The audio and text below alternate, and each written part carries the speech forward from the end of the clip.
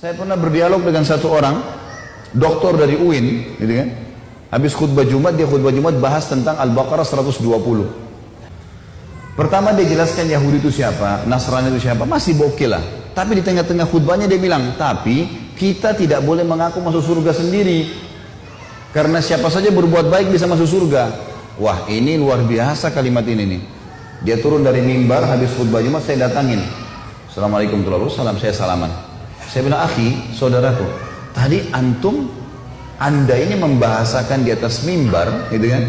Kalau semua agama itu sama, semua orang bisa masuk surga, agama apa saja.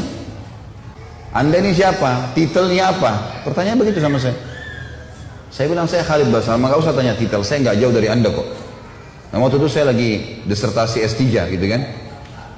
Saya bilang bukan masalah jual titel di sini. Saya mau tanya pendapat anda pribadi. Anda seorang doktor dalam Islam kan, ngajar di UIN. Baik, anda pasti tahulah. Tidak usah datangkan untuk saya rujukan. Saya tidak butuh referensi. Nggak usah sebutin dari kitab ini, dari buku, nggak usah. Anda pribadi sudah doktor dalam Islam pasti tahu bahasa Arab. Kalau enggak maka makin sulit untuk dikatakan doktor gitu kan. Pasti ngerti bahasa Arab. Bagaimana pendapat anda pribadi? Tidak usah datangkan buku apapun, tidak usah buku tafsir, tidak usah pendapat ulama anda pribadi. Firman Allah dalam surah Bayyinah. Anak-anak TPA Muslim hafal tuh.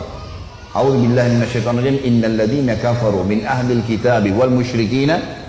Lanjutannya apa? Enggak ada yang hafal. Wajar kita kalah. Innal ladzina kafaru min ahlil kitabi wal musyrikina fi nari jahannam khalidina fiha. Kata Allah, sesungguhnya telah kafir ahli kitab, Yahudi dan Nasrani. Nggak boleh ragu dengan itu. Allah mengatakan, dan orang-orang musyrik, penyembah-penyembah berhala, dan mereka akan kekal dalam api neraka kalau mereka meninggal dengan keyakinan itu. Allah yang bilang, Allah bilang mereka kafir, anda bilang bukan? Coba berikan pendapat. Dia nggak bisa ngomong. Terus saya bilang lagi, bagaimana pendapat anda pribadi dengan hadis Nabi Muhammad SAW, riwayat Imam Muslim. Hadis sahih kata Nabi, tidak ada seorang pun dari Yahudi, Nasrani, Majusi ini penyembah api, penyembah berhala, yang mendengarkan saya diutus menjadi Nabi, lalu tidak beriman pada risalah yang saya bawa, kemudian meninggal dalam keyakinan itu, kecuali masuk neraka. Bagaimana pendapat anda dengan ini? Tidak bisa ngomong dia cuma bilang, lalu bagaimana perasaan mereka kalau kita ucapkan itu?